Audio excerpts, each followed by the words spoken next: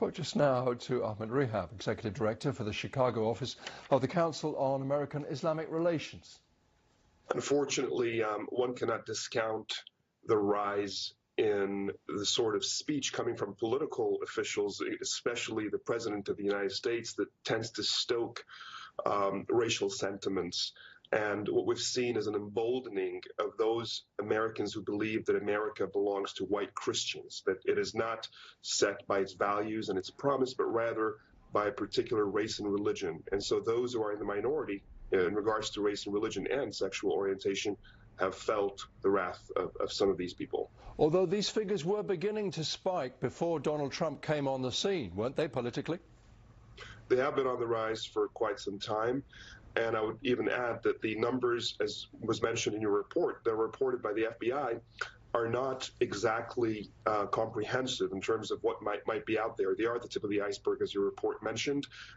As a matter of fact, the U.S. Bureau of Justice Statistics ran a survey between the years 2007 and 2011 and concluded that the numbers are likely to be around 260,000 hate crimes a year rather than the 6,000 to 10,000 typically reported by the FBI for any particular year. So not a complete picture, you think, because people are reluctant to report?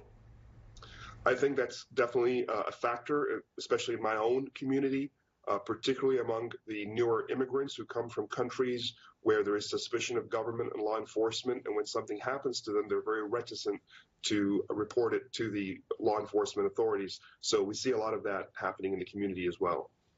And in your experience, what response are people getting when they do report from law enforcement and from government and civil authorities?